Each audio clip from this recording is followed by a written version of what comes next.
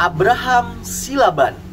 Sebenarnya hari ini saya ingin membahas Agus dari sisi psikologis, ya kan, begitu. Tapi berhubung ada yang lebih mendesak dan saya rasa ini penting untuk saya ungkapkan tentang Abraham Silaban ini. Karena apa? Kalau ini segera tidak saya counter, khawatir nanti akan membentuk satu opini yang justru akan menyudutkan Nopi, ya kan? Karena dari statement-statement ataupun argumen-argumen yang dibangun oleh Abraham Silaban ini memang dia untuk pembelaan diri, ya kan? Tetapi di sana cenderung lebih menguntungkan Agus gitu loh. Nah, ini kalau dibiarkan argumen-argumen yang dia bangun ini dibiarkan, saya khawatirnya akan membentuk satu opini yang justru akan menyerang balik Nopi. Kan ini berbahaya. Kenapa saya katakan berbahaya? Karena justru nanti Nopi yang akan terdesak begitu loh. Jadi tujuan awal niat baik Nopi akan terdistract dengan opini ini. Nah, makanya di sini saya akan membahas ataupun mengcounter balik lah ya secara logis tentang argumen-argumen yang dibangun oleh Abraham Silaban. Sebenarnya sih bukan ke argumen ya, lebih tepatnya sih dia itu melakukan pembelaan diri atas tuduhan-tuduhan yang diarahkan kepada dia oleh netizen begitu loh. Namun pembelaan diri yang dia sampaikan ini terkesan logis, terkesan masuk akal. Nah, disinilah saya akan coba memberikan satu counter, ya kan, dari argumen-argumen yang dia bangun ini. Sebelum kita masuk kepada pembantahan argumen ini perlu dicatat nih di awal. Saya awali prolognya itu dengan apa? Abraham Silaban saya kenal pertama kali yaitu ketika dia menangani kasus Vina. Diawali dengan waktu itu wawancara dengan Peggy Setiawan, berlanjut ke Saka Tatal dan 7 terpidana. Nah, itu saya awal Abraham Silaban itu dari situ. Dan memang dia itu cocoknya di sana. Membela Peggy Setiawan cocok, membela Saka Tatal cocok, membela 7 terpidana cocok. Kenapa? Karena yang dia bela pure orang bener.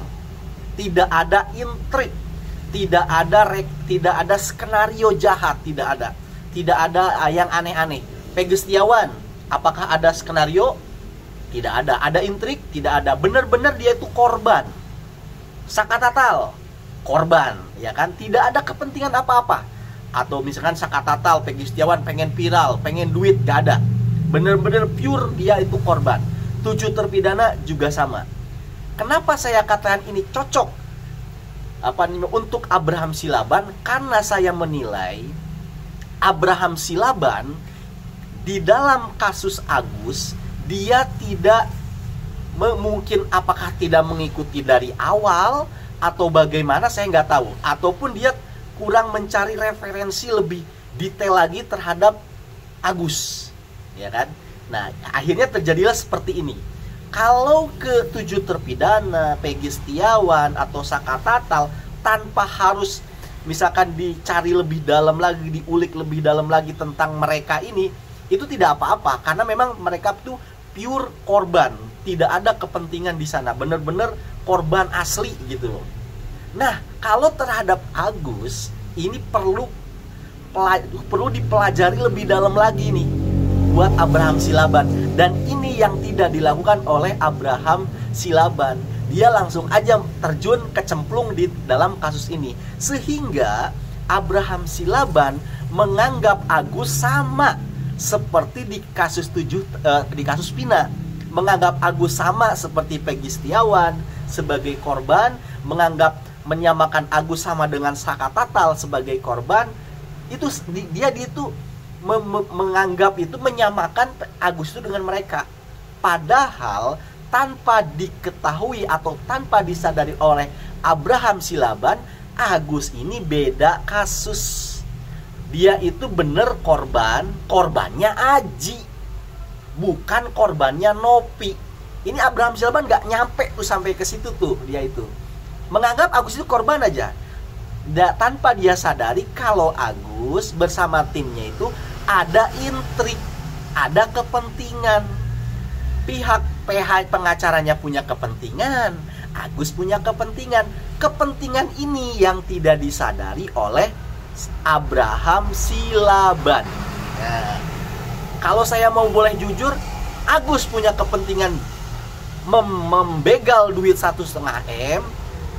Tim pengacaranya numpang pansos. Ya, itu bahasa kasarnya begitu. Itu yang tidak disadari oleh Abraham Silaban. Tapi kalau dikonfrontir ya nggak mungkin ngaku. Pengacaranya nggak mungkin ngaku sebagai untuk pansus lain, nggak mungkin. Mereka akan bilang ini keadilan. Begitupun Agus ya nggak bakal ngaku ini untuk duit begitu. Tapi kalau Abraham Silaban mau mempelajari fakta-fakta yang sudah terjadi, masa wartawan tidak bisa membaca sih intuisinya, tidak bisa setajam itu sih, kan begitu. Kalian aja nih netizen yang awam bisa ngebaca kok begitu loh. Nah sekarang kita masuk ke counterback daripada argumen Abraham Silaban. Yang pertama, dia mengatakan di ini nih statusnya nih, ini di konten TikToknya dia bilang nganggurin orang sakit. Ya ada kan, baca nih.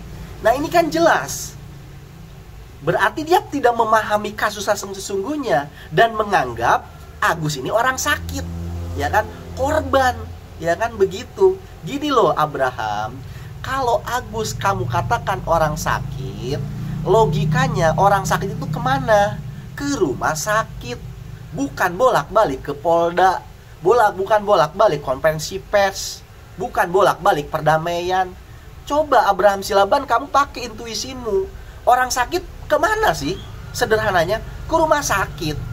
Kan perlu dipertanyakan, Agus ini sakit atau gimana? Orang sakit kok malah ke Polda, orang sakit kok malah konferensi pers, ke podcast. Sudah, yang pertama. Yang kedua, nih Abraham Silaban bilang kalau di klausul perjanjian itu dia membantah ada tulisan nih, jika diperlukan selanjutnya atau ini dana selanjutnya kan begitu.